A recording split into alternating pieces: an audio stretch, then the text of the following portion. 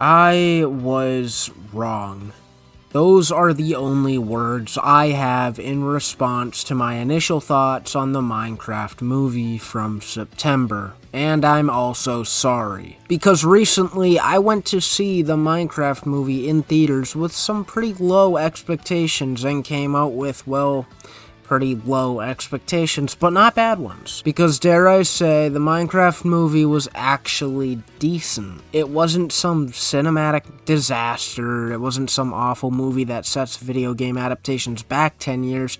It was a decent movie with the target audience obviously just being kids. And it was also pretty faithful to the source material, which made it genuinely fun for me to watch. But I'm getting way ahead of myself. To start, I don't want to make this some sort of review on the movie, as I don't think this is a movie I'd make a serious critical review on. It had a weak story, funny characters, memorable moments, and questionable acting in CGI, but overall, decent kids movie. However, in full apologetic fashion, I want to go back and review my original critiques I had with this movie for my video on the Minecraft movie trailer, and see what I think of them now. So with all that said, let's get started. From the start, we're introduced to 4 human characters who, listen, I may not be the biggest Minecraft expert anymore, but I think it's safe to admit that these people do not belong here. Like, who are they supposed to be? I've never seen these skins in my life. And I used to buy all the 360 packs I could back in the day. Now that the movie is actually out and that I watched it, I really want to acknowledge how much of a fucking idiot I sound like here. Random human characters isn't something I'd consider a flaw with this movie at all. Had I waited for the movie to actually come out, I'd know that they're not even part of the established Minecraft world, but rather pulled into it, making for the entire point of the movie's story, so this critique gets shot down without question. The main issue is the environment they're in. Like, what the fuck? Going from these human characters to these Opera GX ad looking mobs is kinda jarring and makes us feel like it's jumping between 2 different movies entirely. Once again with these terrible critiques. It sounds like it's jumping between 2 different movies. My guy, that's the entire point. These are human characters getting pulled into a separate dimension.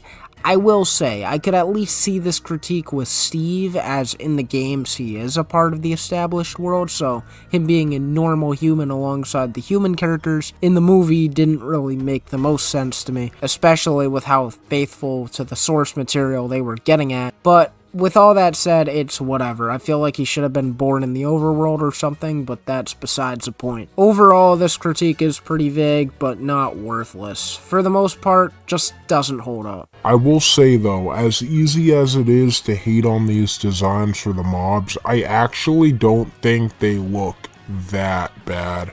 Weird, yeah. Freaky, definitely. But I think the animation is definitely clean. It really is. And they at least tried to translate that Minecraft style. Alright, this part right here isn't really a critique, but rather a compliment, and after seeing the movie, yeah, I definitely agree with this. I actually like the CGI of this movie for the most part. I mean, yeah, I thought the sheep and iron golem looked stupid, but things like the zombies, skeletons, pandas, and even zombie pigmen looked really good. It made the movie satisfying to watch. So I'd say this point still holds pretty strong. I just kind of wish they did something like this for the human characters, or you know what I mean, because they look super out of place and freaky here. Like, they don't fit the environment at all whatsoever, and it just makes everything look jarring and weird. Again, with the whole human characters not fitting in separate universe thing, I don't like this argument after actually watching the movie. And I liked how the non-Steve human characters weren't blocky. It helped the overworld look otherworldly, like it was supposed to be. Otherwise, this movie would have just been some 100% weird animated live-action hybrid not worth looking at. So once again, I'm dismissing this point completely. But I think the most insulting part of this movie is Steve. But Jesus Christ, why Steve? Jason Momoa was right there. Why not cast him? And the worst part is that all they did was give him a blue shirt and call it a day. Like, you're not gonna convince me that Steve. That looks nothing like him. Steve's supposed to be a square, not a circle. Okay, 1, rude. And 2, I completely disagree with this.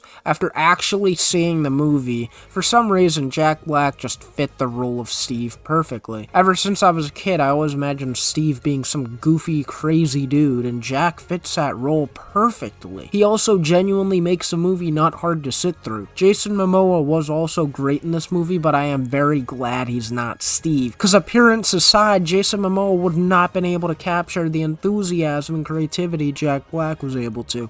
So once again, point dismissed. But who knows, maybe I'm wrong. Maybe when this movie releases, my opinion will change and I'll have to make a video called Why Minecraft is a Cinematic Masterpiece. No, Mondo Patrick, you won't make a video on why Minecraft is a cinematic masterpiece, cause it's not one. Instead, you're gonna make a half-assed apology analysis video on why you were wrong about a kids movie featuring talking blood.